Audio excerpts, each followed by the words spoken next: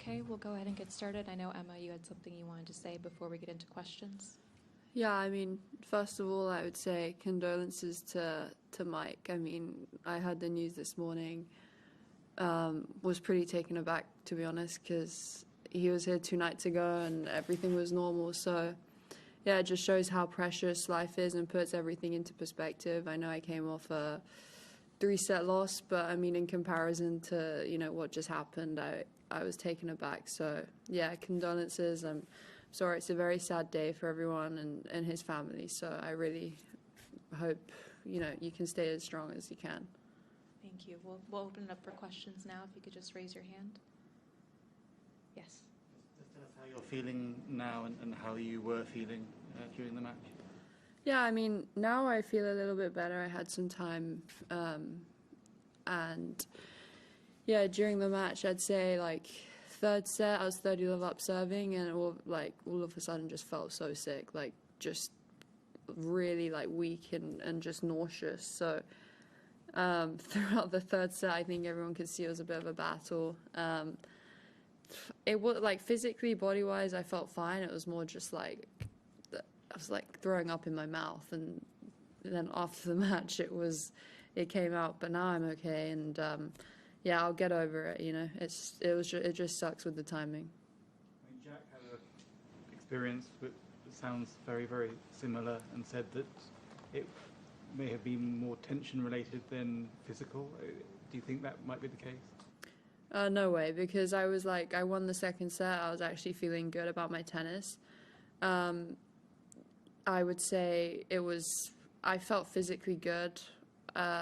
Mentally, I don't know why, I just felt like really composed the entire time. Like even in the 1st set when I was making a ton of errors with the wind, I kind of always had this feeling that I was going to come back and just tidy up the errors. And I felt pretty composed throughout. It's just, yeah, I'm just not going to divulge too many details, really.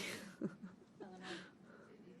don't know, maybe you got food poisoning or something like that? Well, no, I mean, I think I just had a bit of a stomach bug beforehand. Okay, so you went on court, maybe not No, I great. mean, I felt good.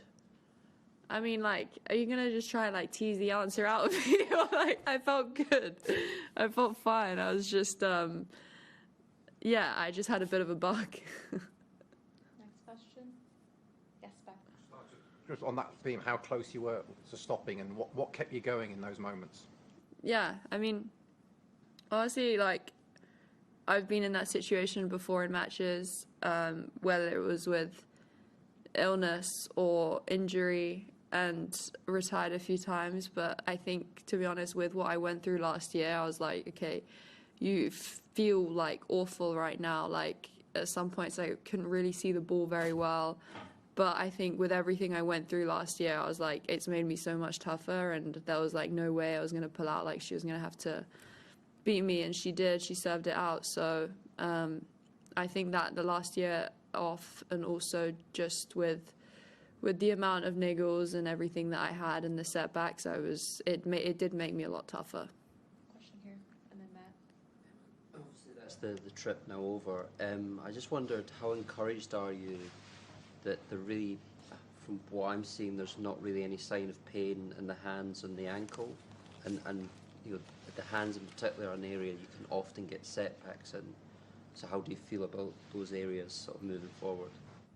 Yeah, I'm very positive, very happy with how my body is. I think the wrists in particular was something that I struggled with in the coming back, because I just had a setback for a few months, so I couldn't play until late November again, really. So now I feel good, ankle feels good. So yeah, I think if I keep my work consistent, like I said previously, I have a good shot. And yeah, this is obviously only my first trip back. I think that tidying up some of the errors, tidying up a bit of technique and things, and also just getting used to playing matches and outdoors as well, because the conditions today were very windy, and I think that she handled it a lot better the wind, and she junk balled me and she moon balled me, and she gave me a lot of these scrappy little shots, but it worked. And yeah, I just need to spend more time on tour, spend more time training and putting good weeks together. Matt and Simon. Do you know what your schedule is going to be for the next few months, and are you excited about the next few months, where after these couple weeks, or sort of where's your mind as you confront a 10-month season? Yeah, I mean, I'm really looking forward to it, because for me, I think there were doubts whether I would be able to make the Australian Open trip. So I think that to be here is a bonus and a good starting point, I would say, because I started putting some good practice together with Nick. We're doing good work off the court, and I think, as I said, I think before I'm more focused on level and the practice days and trying to win the day rather than focusing more on win or loss, because I know the difference between me playing like okay, me playing good, and me playing great are just really, really in the details, like doing a few things just 5% better, and I think it makes a huge difference. So I'm feeling very positive, and I really just want to play a full season. And the encouraging thing is even though I played, 2 back-to-back 3-setters in Auckland and a 3-setter today, like body-wise, strength-wise, I didn't come up with any random niggles that just happened throughout the match. It was just me throwing up, but that's fine. Like, that's not normal, but it's like a one-off. Last few questions here and here. Emma, there's often when you come back from serious injuries, there's often a fear factor with not knowing exactly what's going to happen. Are you through that with your injuries, do you think, or is there still a little bit? No, I think the way that I'm committing to my movement, committing to my training and tennis, I've completely got no fear with it. I feel more confident than ever in them, and just playing with no pain is it's something that for a while I didn't know if I'd ever be able to do. So I think that is a bonus, and that I'm very grateful for that. So I think now we just push on with more training, more gym, more work, and more consistency. Question here, and then final question with Eleanor. During your recovery, you also had a few trips to China. What's the most memorable things you've done, the best food you had? It would be great if you could answer in Chinese. To English if you'd like. Whatever you prefer.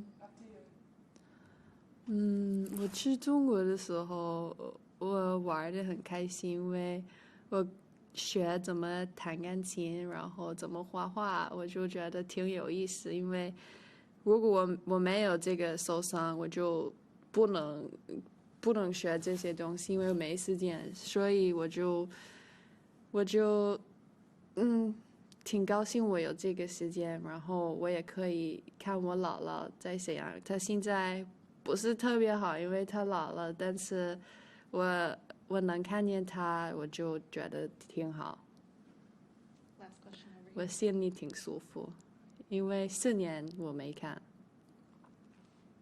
Go ahead. Just wondering, with Billie Jean King Cup and the Olympics, are they events that you would like to play this season? Are they priorities for you?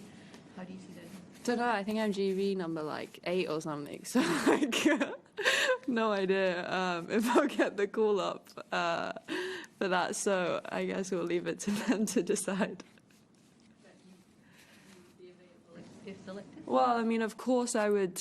I always love representing my country. But that being said, I think because of the amount of niggles and, the rehab process, I think whatever suits my schedule and my fitness the best is going to have to take priority, especially this year. Because, for example, if there's a change in surface straight away or, too close in succession, then I think that I'd have to evaluate what I do, because the most sensible thing for me is staying healthy, and that's the priority for the year. So I can't say either way, but my intention is good. I want to play. Okay, we'll leave it there. Thank you, everyone.